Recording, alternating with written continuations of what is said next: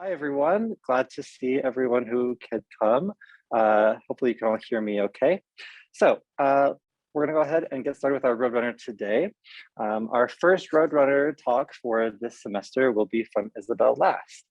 So Isabel Last is an MA candidate here at UNM Spanish and Portuguese department. She's certified in teaching English as a foreign language and was trained in teaching Spanish as a second language in Maryland.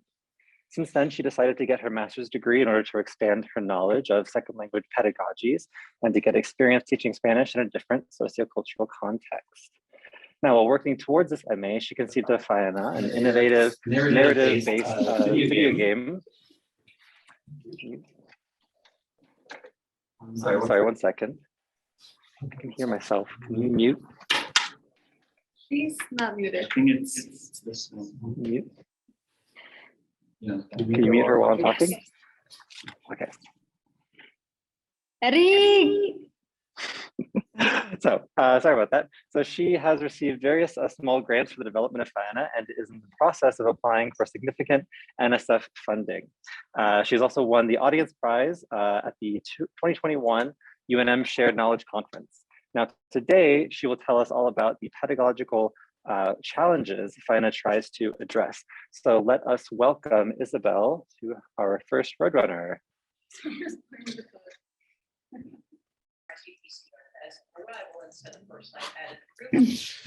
Está trayendo.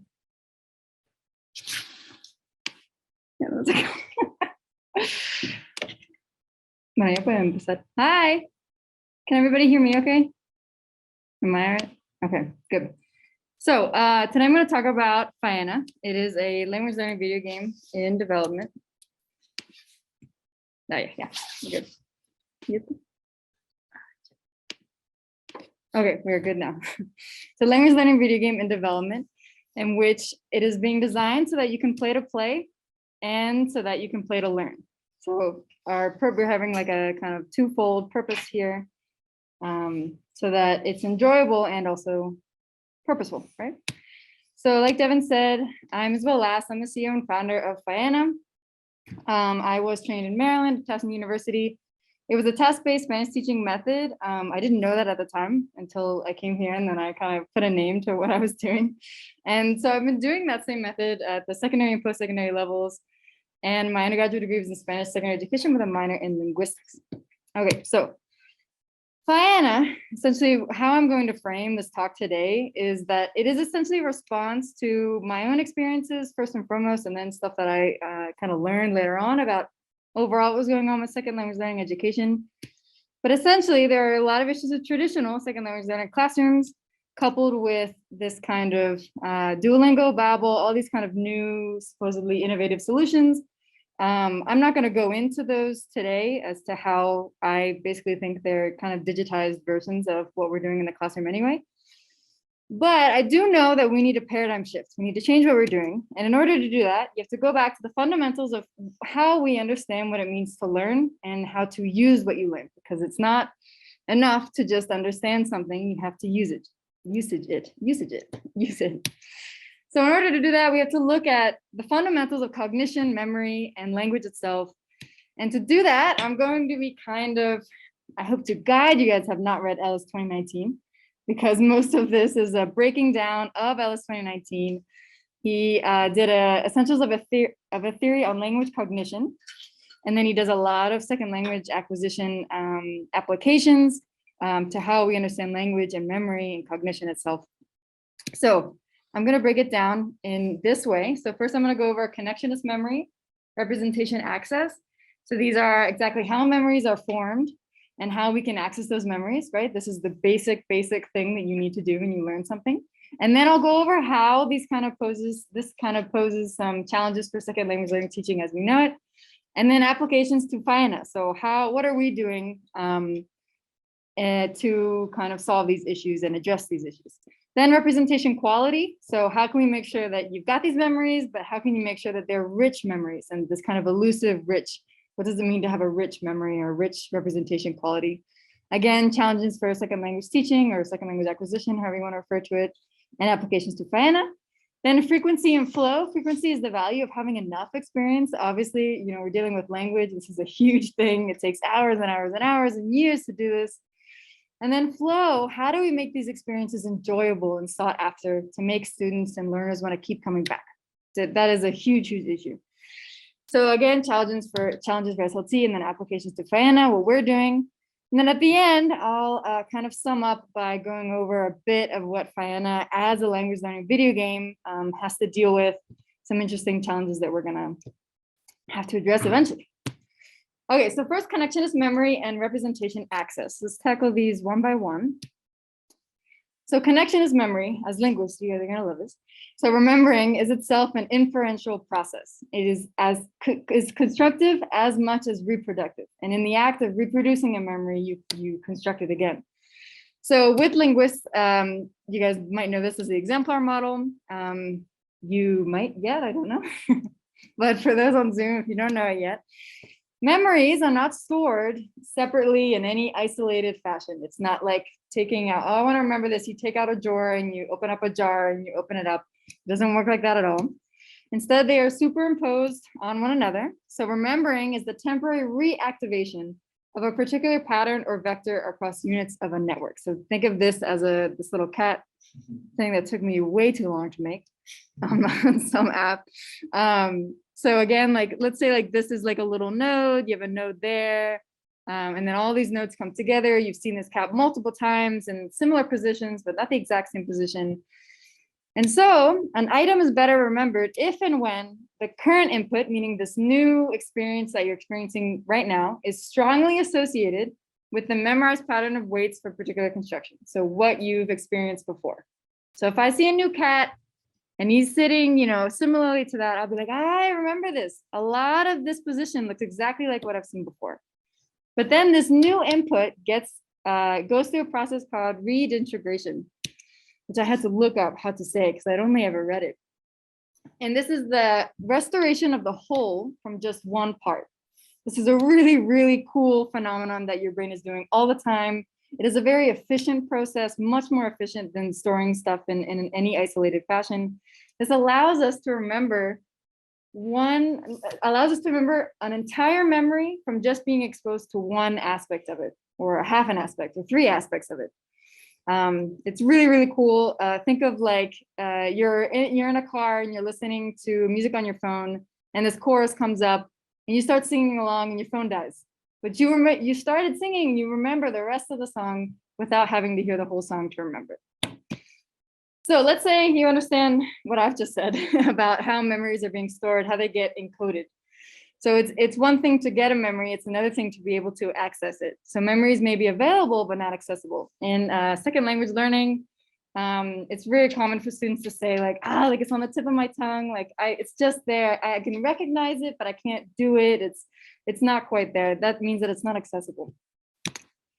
We need to remember that learning and remembering are always situated, meaning that they are context dependent. And context is like the name of this game, like context, all about context. So there's an encoding specificity principle in which memory is basically improved when information available at encoding, so when you write to memory, when you first learn something, is also available at retrieval. So when you need to access that memory again and use it, right? So what are the things that could be, what's this information that could be at both experiences? Environmental context and mental context. So environmental context, like the people that you're talking with when you learned it, the physical environment, what you were wearing that day, how it felt on your skin. Mental context, all these perceptual factors, emotional factors, how you like felt that day, if you were like super depressed that day or super happy, scripts, plans, goals that you had that day.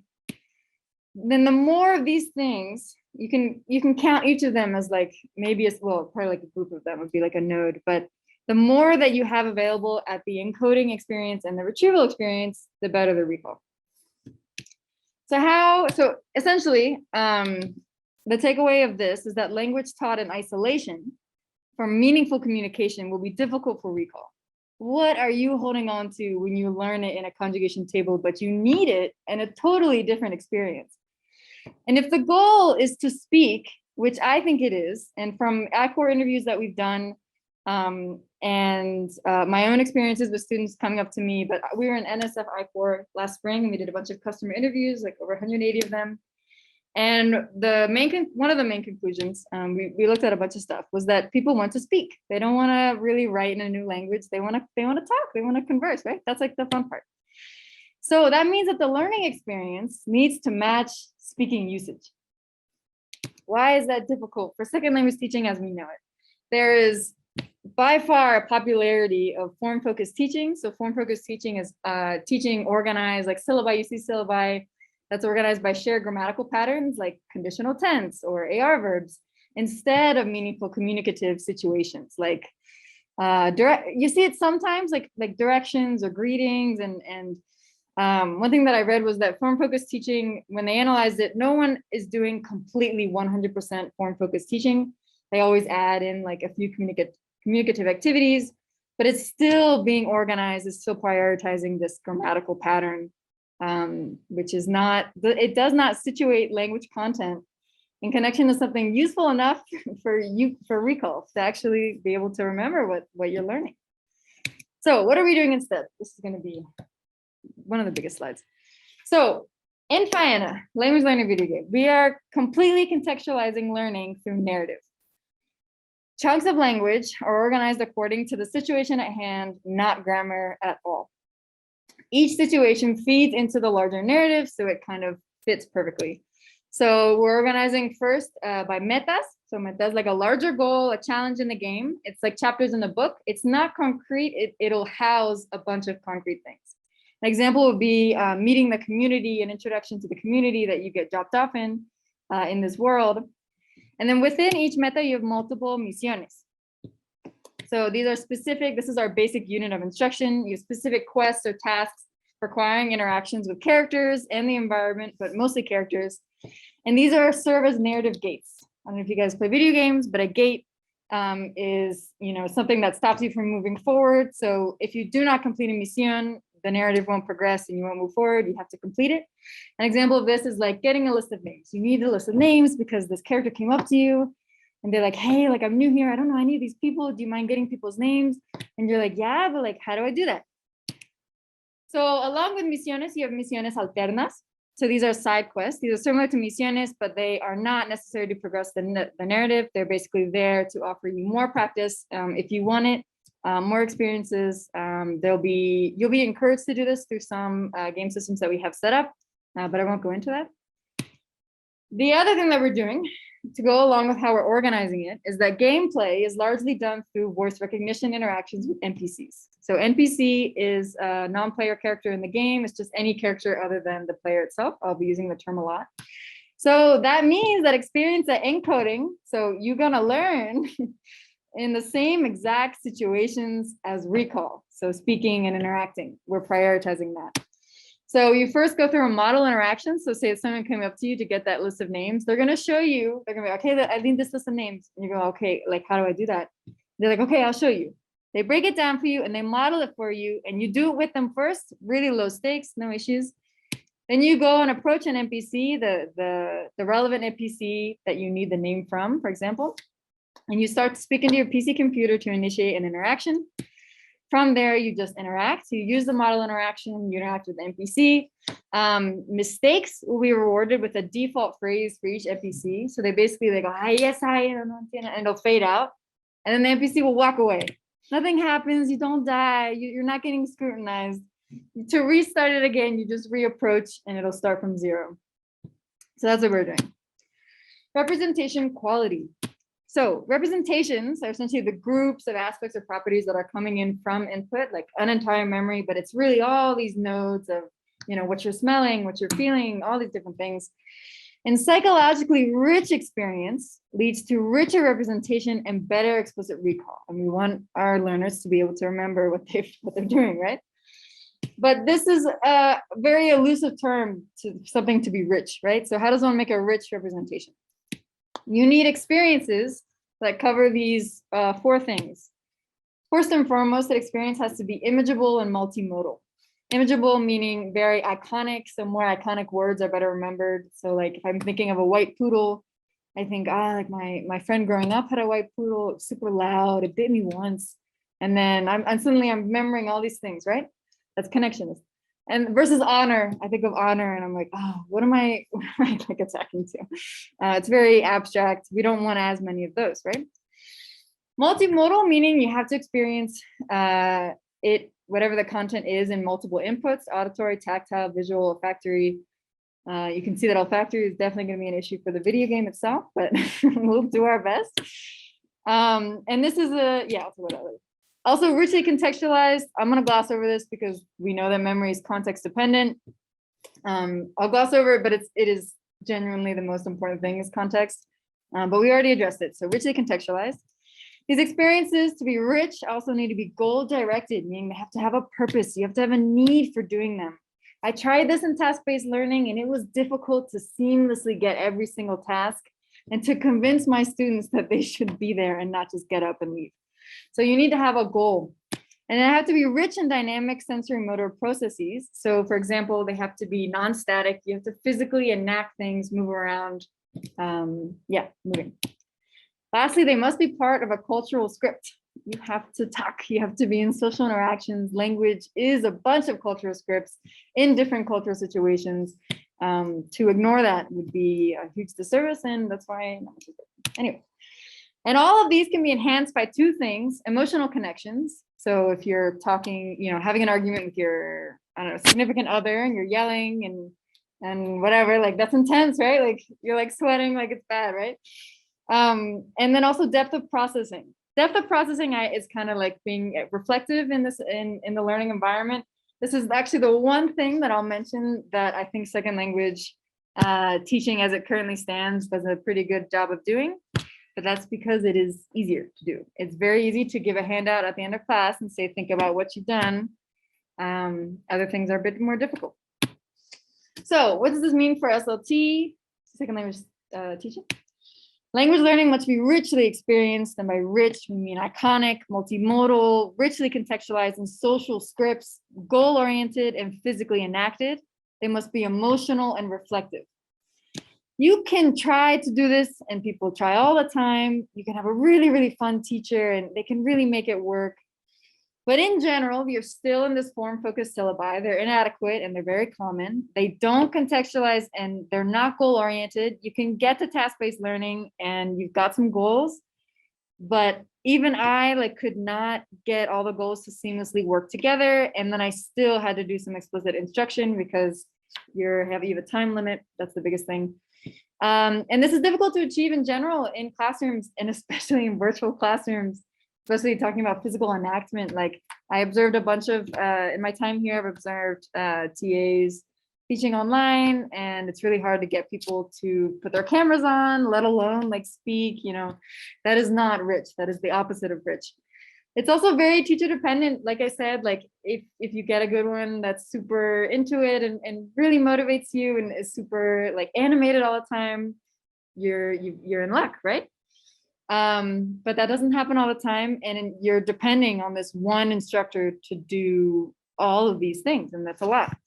Also, we said multimodal, but there are modes of writing and reading that are much preferred in second language teaching as we know it over oral communication or verbal interactions.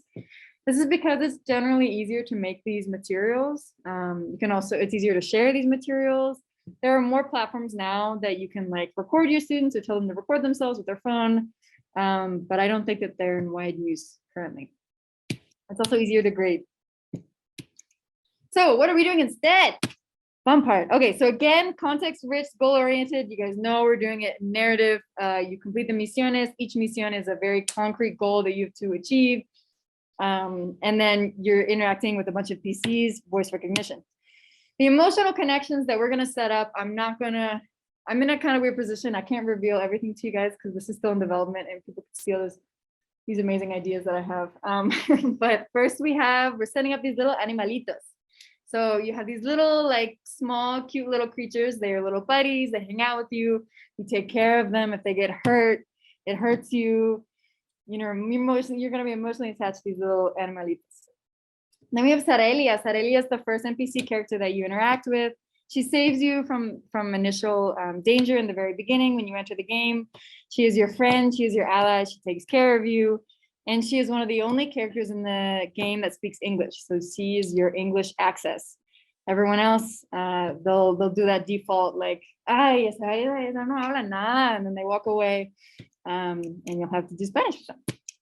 Physical enactment, video games, again, is on a computer. So we are not talking about literal physical enactment, but I don't know if you've seen or played Call of Duty.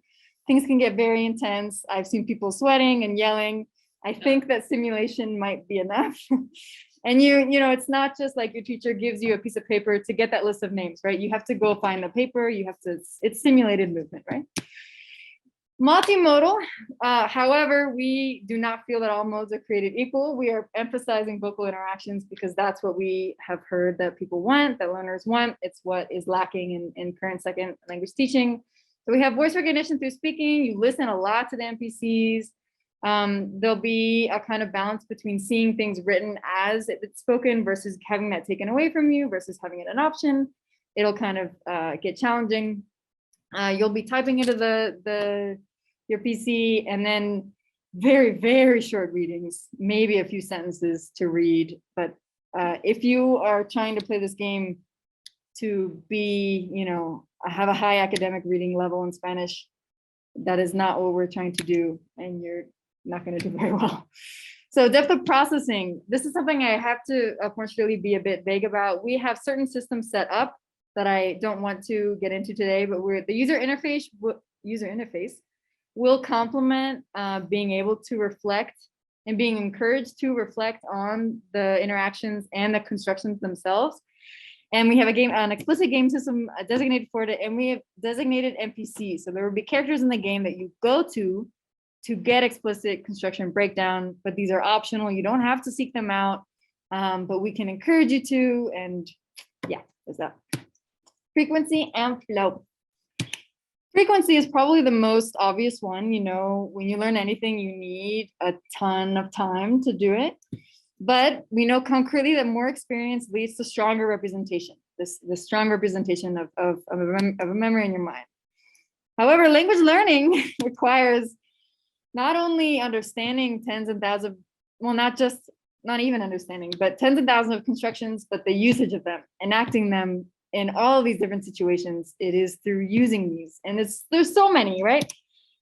And that coupled with the probabilistic relationships between each of these constructions, as well as how each of the constructions are probabilistically different in their use, in different contexts, by different people, by different dialects, in different ways, in different emotional states. It's incredibly complex, and you need a ton of hours to do it. And this can only be attained through using language, not just understanding it. Understanding it should be the bonus. Usage should be the priority. So now flow, this is the most fun one to do. Flow is the term that describes an optimal experience in which people lose track of time, have high levels of enjoyment when engaged in challenging, meaningful activities. This guy he was in the beginning of the positive psychology movement, I think. So these can be achieved through autotelic experiences. This is playing something, doing something for its own sake. And these are really useful for maintaining high levels of engagement over time. Now, we just established you need years and years to do this, to actually reach communicative fluency in another language. You have to make it worth it. You have to make them keep coming back. So your brain does some interesting stuff during these experiences. You essentially have decreased activity in the prefrontal cortex, which results in a few different things: feelings of time distortion, loss of self-consciousness, loss of inner critic. You're more creative and you're more curious. You're in it, right? You're having a great time. So SLC takeaways for frequency and flow. First, frequency, it means you need a lot of usage, but you need a lot of diverse usage. You need to see this language and hear it and use it in so many different ways. Over many years that it would take for you to do it, the rule of thumb is like 10,000 hours. I'm sure it must be bigger for language, because it is probably, I can't imagine another single entity that we have that is more complex than this. And again, also the quality of the flow likewise determines the quality of the language representation. So if you do not make language learning enjoyable and immersive and fun, They won't stay, they won't, and it'll be harder to convince them to come back, to enroll again. They'll be like, no, I had a tough time. Why would I do that? That means that engagement must be a priority. It must be taken in hand. You know, you can craft the perfect lesson, but if you haven't convinced them to stay, they won't come back. It is a priority, not a bonus. This provides a bunch of challenges for second language teaching. Sorry, this got smaller. So how can you get that many hours of diverse usage in the traditional language classroom? Again, you have a focus of grammar and explanation over usage anyway. So in that, you're not in a good position. Secondly, you have one instructor and the fellow students who are not good examples of the Spanish language, right? They're in it with you, right? They're not that useful.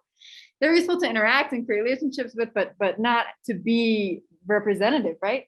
And you have one instructor, and this person may be, you know, they could be anything, but you have one access point. And then if that instructor, you know, has a bunch of different lessons that give you access to other ones, then that's great, but it's still not ideal. You also have a typical second language college course is about 40 hours, meaning you'd have to do 250 of these to reach the 10,000 hours, which again is probably not all that we need. You probably need more. And that is expensive. So we need something cheaper.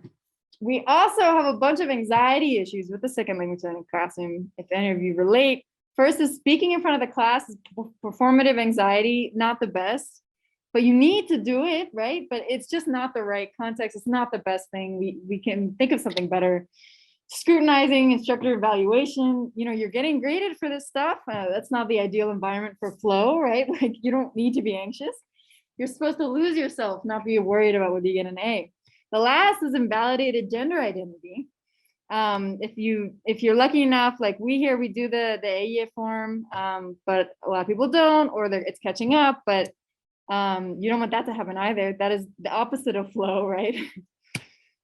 So extended engagement, as second language enrollments have been decreasing. I think it was the Modern Language Association in 2018 said that it decreased by 9.8%. You also have a plethora of these entire programs getting cut anyway. That's not necessarily the issue here, but it is, it's not something that we might be able to control either. And then you also have inconsistent teachers. So teachers hold way too much power in this current paradigm. Again, you got one of them, maybe there's another guy there, who knows? But they can make or break the experience. If you've ever had students come up to you and say like, I had this one really nice teacher and that year was like so much fun. And the next year, this guy was like so mean to us, and then I didn't want to do it again. And I was like, well, that was it. It took one bad experience, right? And they were also found concretely to control the majority of demotivating aspects in the classroom. They're in control of these. It's way too much teacher dependent, right? One teacher dependent. So what are we going to do instead? First, for frequency, to address frequency, the first installment is a 10-hour game. I wanted to do 40 hours, and they said that's way too long. You can't do that. Only like Fallout or no, not Fallout. Assassin's Creed is very long, but 40-hour game is a very long game. So we're gonna do 10-hour installments, but even though this 10-hour narrative designed for you to take you from 0 to 10 hours of learning a language, you can keep playing forever. This is infinite. You can keep coming back, you can repeat misiones, you can take as much time as you need, you can reflect, you can interact more with the NPCs. You can review what you said versus what NPC said. This is infinite play housed in 10 hours. You also have an entire community of instructors. There'll be 15 to 20 NPCs. There'll be way more if I get more money. But essentially, instead of one instructor, you have about 15 to 20 of them. These will be voiced by Spanish speakers of different dialects with an emphasis on Colombia. The emphasis on Colombia is a result of two things. First, because the narrative takes place in Colombia, so we want to reflect what environment we're kind of making. It's a retro-futuristic world in the Colombian Andes, so you're going to learn kind of Colombian Andean Spanish. I also just married a Colombian, and those are the people who I have access to record. So also, this is a unique and immersive experience. This addresses the kind of flow thing. This is voice recognition gameplay. There are no games that I know of, unless you know of any, that are almost entirely based on voice recognition. There are some, I saw this one like wizard game where you say spells, but you have to actually say them, and then that works. But this is, this is language learning. This is super cool. Playing and learning for us are synonymous. So you play to play and you play to learn. We are holding 50-50, like the content, the way we're organizing it, but also convincing you to be there to be both equal priorities for us. This is happening on an addictive platform of video gaming. I have like 6 pages of sources about why video games are so addictive. And then you have immersion in and the exploration of, again, like this curiosity, this creative process of a future, retro-futuristic, sorry, not futuristic, retro-futuristic sci-fi and D&D world that we're making from scratch. So to address some of the anxiety issues in the game, there will be one avatar to play and their name will be Pilla. So all of you are Pilla. But you are Pilla, whether you choose to be ella, él, or ella, and then the NPCs will address you accordingly throughout the entire game. And there'll be a couple of NPCs of all of these to make sure that everyone gets practice. And I don't know if you guys have been alone in your room. Sometimes it's anxious, sometimes it's not, but hopefully we've taken out some of these kind of performative aspects. You're just alone in your room, you're just talking to your computer. We hope that'll kind of get rid of a lot of this performative anxiety. In terms of evaluation, the game system's in place to encourage kinder interactions. So an example of this would be to encourage greeting someone every time you talk to them instead of just immediately talking. There'll be like bonus step for that. I'm not going to go into that. And these are with people and the environment. So that's the environment aspect is part of the narrative. I also can't get into that. We have no punishments for your mistakes. You just have to restart the interaction and do it again, and you just keep doing it. Okay, so I should be good on time. Challenges for Faena, stuff that we specifically are facing. These are really interesting challenges. This is not like a deal breaker or anything, but I thought I'd share a few with you.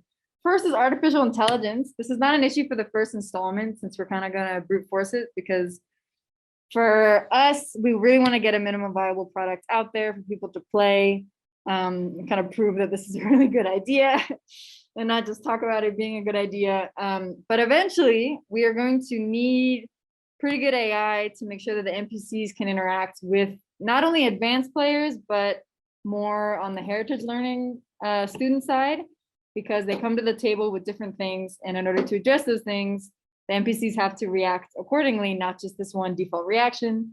So that'll be an issue down the line. Unless I get more money, then we'll do it right now. Online playing. So there's a lot of second language acquisition stuff about how like doing it with someone is really good, interacting with them, having a friend. So the first installment has no online component as it stands in this very moment. We've been toying around with the idea. We want to design some misiones that can be like cooperatively completed online with other players. However, we need to balance this with accessibility issues, because the second that you make a mission that can only be achieved through having access to the internet, then you cut off those people.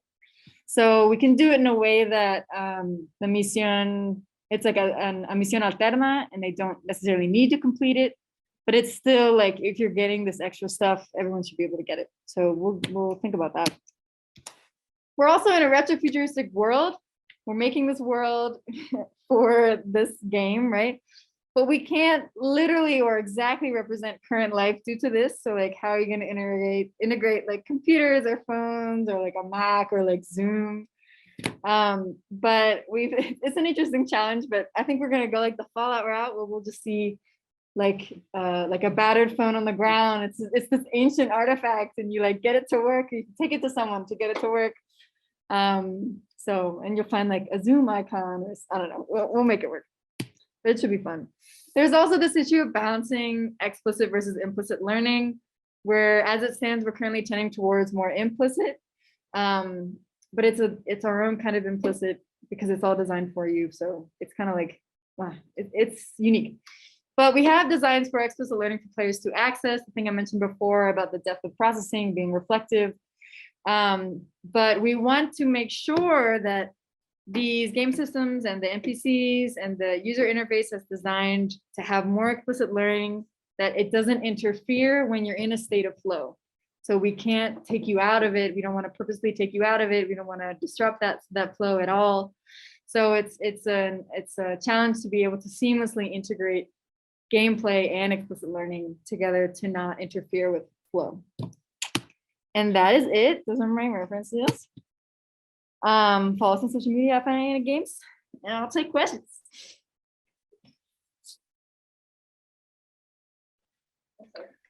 All right, thank you, Isabel, for that presentation. That was really, really cool. I'm excited I have a bunch of questions, but I want to open it up to the floor.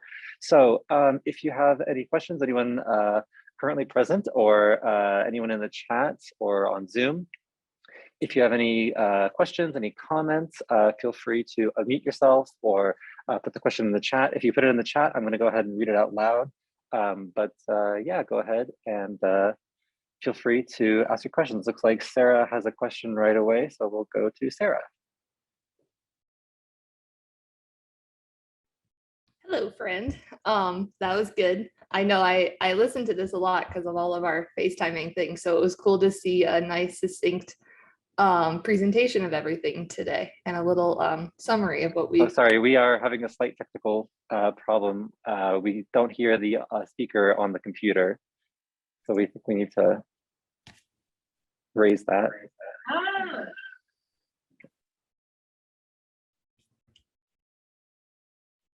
So could you just ask that one more time? All right. In summary, awesome. I was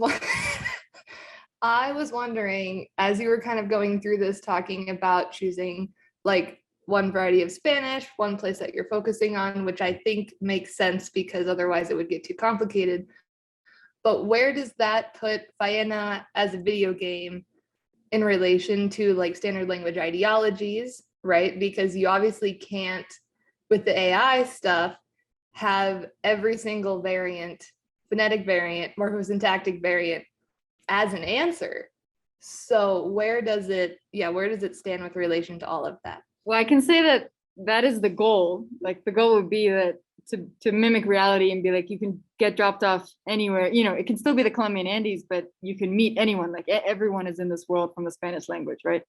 That is the goal. So it's how close can we get to that? I know that we're going to be releasing different installments, and then eventually once we can do like expansion packs where you can have another game that would cover another dialect. But at some point, like it's not the thought that counts, but we're doing our best to make sure that we can work within this new paradigm that we're creating and then see what the limits are of that paradigm instead of the one that was there before. I think we have a lot less limitations, so it's basically like what we can do with what we have. But I think that potential is pretty big. We can do a lot of stuff with it. We can cover a lot of dialects, and yeah, eventually have users choose.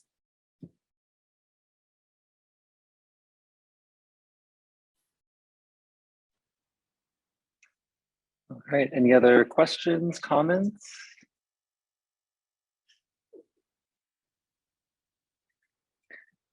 If people are still thinking about it, I have a question that I've heard to me quite a bit. So I can tell that you have put a lot of like time and research into kind of like the language aspect, but I feel like I didn't get a whole lot of info about the kind of like gaming aspect of like what is the, you know, when I think of like gameplay design, one of the first questions that comes to mind is like, okay, well, what does the game feel like? What does it feel like to play the game? And also, what is the sort of core loop? Because you talked about sort of addictive, you know, like games can be very addictive. And to do that, you typically need some kind of loop of like, you start doing one thing and you go to another thing and then you come back, you do it again, you do it again, you do it again. So I know you said that you want to keep some things a little bit hush hush, and I get that.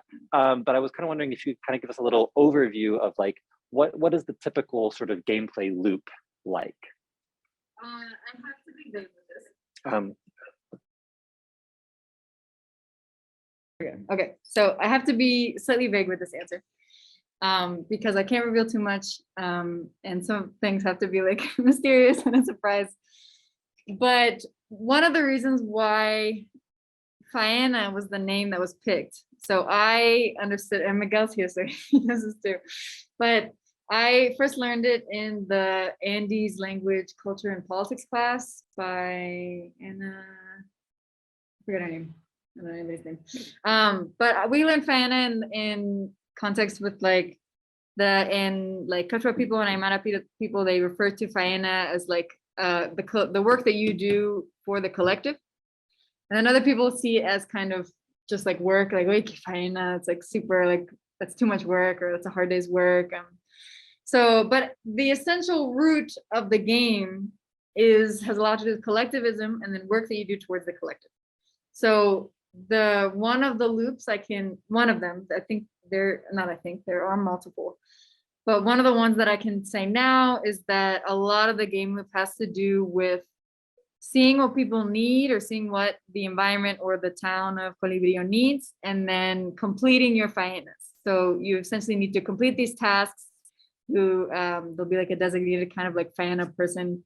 And then you go to them, you say, okay, what do you need? And then you're assigned something, and then you go do it, and you make people happy, and you interact with the environment and people in order to kind of accomplish that. So that's one game loop that I can explain now. The others are for later. But good question. Cool. Thanks for explaining that. Okay, do we have any other questions, comments? Looks like we have somebody in the room. Like Yvette is here. I was wondering, how are you connecting misiones between each other? Like, how does the next mission maybe enhance what you learned from the previous one, or what is the logical next? How do you know what's a logical next mission, for example? So the logical next mission is what's happening according to the narrative. So it's basically all determined by the story. So if the story takes you one direction, if there's, if you're completing the list faena, like you have to get this list of names, for example, and suddenly there's a fire in someone's house, you're going to start to learn about fire, and you're going to do those misiones instead. Like, okay, we need like a pail of water, and then you have to go learn those things too. And like, okay, but how do I do it? Who do I need to talk to? And then do that. So it is entirely according to the story. I mean, like building in complexity? Yes. All of the side misiones for the last mission would reflect the same kind of level. So it's just like repeated practice in slightly different situations, but the same idea, with maybe slightly different people, like similar vocab. But then the next mission would be either like maybe the same script, except two things changed, and then you do it again.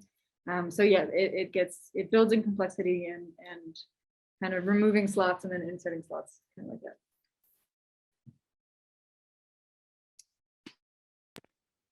Looks like Sarah has another question. You want to go ahead? Yeah.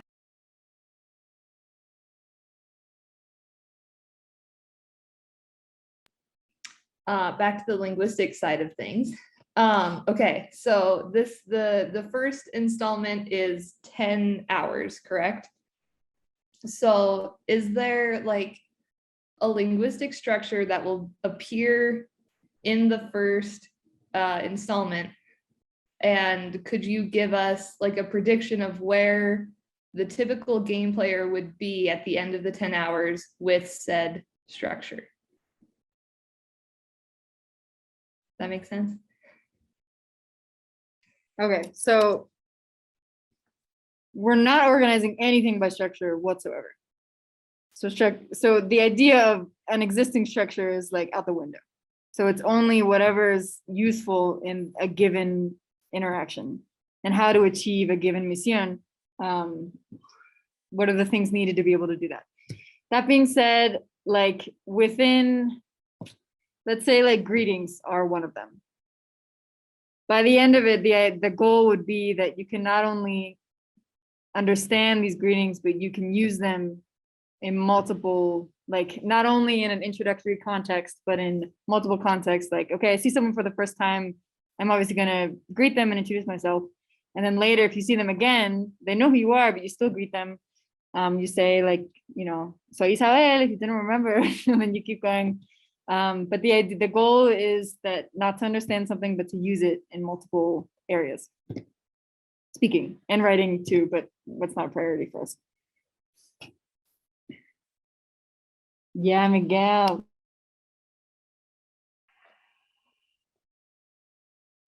There we go.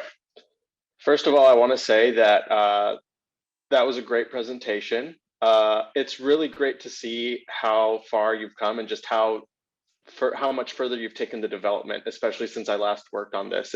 It's really cool. It's really just cool to see everything. The question that I have for you is how I might have missed this because I came in a little bit late, but how are you assessing proficiency? And for example, at the end of the 10 hours of gameplay, is there like a certain level of proficiency that you might be able to equate to like other standards of proficiency, like ACTFL, for example? If we had a 40-hour game that was more equivalent to like an actual language class in terms of time and the content that we would be able to cover, we might want to do that, but we wouldn't do it in the game. We would do it on like a quality assurance and seeing whether it works. But it would be for us, it wouldn't be for the players themselves. I think the only system that we would set in place to, it wouldn't be to assess you, it would be to make sure that what you're saying is accurate, would be how much is it matching up with what we're expecting you to say versus what you shouldn't say in this context. And that's when AI comes in, but right now we're brute forcing it. So we would have a set of things, of reactions on behalf of the NPCs, according to what you say, if it's not what is ideal, it's not what you're supposed to say in that given moment. So essentially, you would know that you're doing well if it all goes smoothly. It's kind of like a real interaction in that sense. You wouldn't have anybody saying like, listen, you messed up here and here and here. Most people don't, like, if you're out and about, like walking around, they don't really correct you. They don't do much. They kind of just smile and like encourage you to keep going. And that's what we kind of want to do too, to kind of simulate that. Eventually we would have to, I didn't mention this, but when I was practicing I did, but not in this context, in this situation. But eventually if we want, and we do want this to not just have this game for independent learners, but also for educational institutions, we would have to integrate something that teachers could then transfer into something more like a grading system. But for right now, it's pretty much, if you continue in the game, you're doing fine. If there are no other questions, I think we can finish up. Thanks, guys. Okay. Awesome. Thank everyone for coming. And we will continue to have some more Roadrunners throughout this semester. So keep an eye out for announcements from the linguistics department emails, all that good stuff. We'll be sure to try and tell you guys in person. We are hoping to get some things scheduled soon for next month. We're working on that. So yeah, come back. We'll be here in this room. And of course, we'll also be on Zoom. So thanks guys for coming, and hope to see you again soon.